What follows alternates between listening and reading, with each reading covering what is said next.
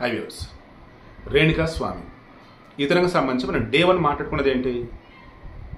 ఇతను చనిపోవడం బాధాకరం, ఇతను చంపడం కరెక్ట్ కాదు, కానీ వీడు చేసిన పని ఉందే అది చాలా నీచమైంది, దుర్మార్గమైంది, వీడు చనిపోవడం కరెక్ట్ అని మీలో కొంతమంది అంటారని చెప్పేసి మనం మాట్లాడుకున్నాం, అవునా కాదు?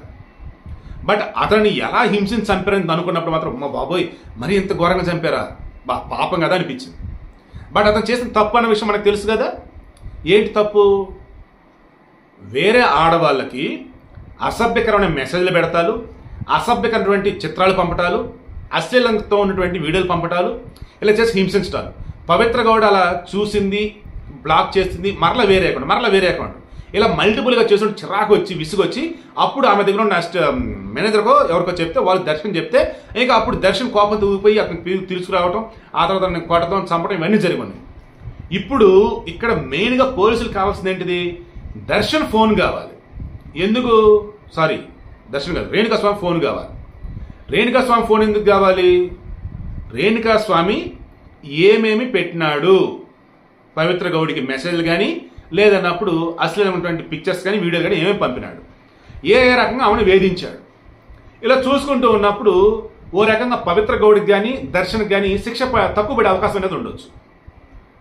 సో ఇక ఇప్పుడు చాయిస్ ఏంటి? ఫోన్ ఎక్కడ దొరకటం వల్ల. బట్ ఇతను వాడిన మొబైల్ నెంబర్ ఉంది కదా, ఆ మొబైల్ నెంబర్ బేస్ చేసుకొని ఇంట్లో దగ్గర ఆధార్ డీటెయిల్స్ తీసుకొని కొత్త సిమ్, నెంబర్ పాతది, సిమ్ కొత్తది తీసుకుంటారు. దీనిని ఒక మొబైల్లో వేస్తారు, కొత్త మొబైల్ లాంటిది. అందులో వచ్చేసి ఏంటి, దీంతో ఆ నెంబర్తో లింక్ అయినటువంటి వాట్సాప్ కావచ్చు, ఇన్స్టాగ్రామ్ చూడండి, అన్నింటిలో లాగిన్ అవుతారు. ప్రీవియస్ చాటు, డేటా, ఏవే మెసేజ్లు అన్ని యాక్చువల్గా ఉంటాయి కదా, ఇప్పుడు అవన్నీ కూడా రేణుకా స్వామి సంబంధించి ఎవరెవరికి పంపాడు ఏంటని చెప్పి మొత్తం తీస్తారు బయటికి.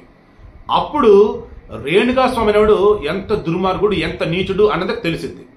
ఒకవేళ ఎవరికి పంపలేదు, ఓన్లీ పవిత్ర గౌడికే, అది కూడా అశ్లీలంగా లేవు, అసభ్యంగా లేవు, నార్మల్గా ఉన్నాయి అనుకుంటే మాత్రం పవిత్ర గౌడికి దర్శన్కి చుక్కలు కనపడతాం గ్యారంటీ, కఠినమైన శిక్ష పడతాం గ్యారంటీ. సో రేణుకా స్వామి విషయంలో ఎన్నాళ్ళు వెయిట్ చేస్తుంది పోలీసు అతని ఫోన్ కోసం, అది దొరికేటట్టు లేదు.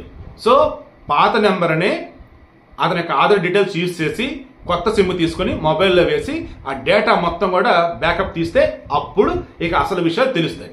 అతను వేధించాడా, వేధించలేదా, వేధిస్తే పవిత్ర గౌడిని ఇంకెవరన్నా ఏంటి అని చెప్పేసి, అండ్ ఈ మధ్య అతనికి ఎవరు కాంటాక్ట్ అయ్యారు ఏంటి, వాళ్ళందరూ కూడా బయటకు వస్తాయి.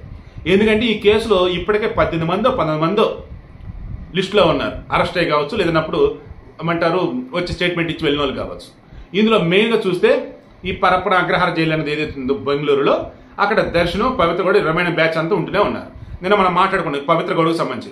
నేను నిన్న ఇచ్చినటువంటి వీడియో నిన్న నుంచి ఈ రోజు ఇప్పటికీ ఇంకా నేషనల్ మీడియా మొత్తం గోల. పవిత్ర గౌడని రేణుకా స్వామి గురించి విచారించడం కోసం ఆమె ఇంటికి పట్టుకెళ్లారు. అది ఎందుకు అసలు, ఎందుకు జైల్లో భయపడుతూ ఉందని పట్టుకెళ్లారు. సరే, ఇంటికి పట్టుకెళ్ళినప్పుడు యాసిడ్ ఎలా ఉందో అలా పట్టావాలి, కానీ మేకప్ వేసుకునే దాకా ఇవ్వటం ఏంటి టైము, అండ్ జైలుకి వస్తే మేకప్ కిట్ తెచ్చుకున్నది ఏంటి, అసలు ఏంది అసలు ఇదంతా? సెలబ్రిటీ అంత మాత్రాన వాళ్ళు ఏది చేస్తే అది చూస్తుంటారు ఈ పోలీసులు అని చెప్పేసి మొత్తం కంపుగా పోతూ ఉంది. అలా దర్శన విషయంలో కూడా ఎవరన్నా ఫ్రెండ్లీగా ఫేవర్గా ఉంటారేమో అని చెప్పేసి ముందు రేణుకా స్వామి నుంచి ముందు డేటా అంతా తెద్దాంరా బాబు అని చెప్పేసి ఫాస్ట్ అప్ చేస్తూ ఉన్నారు.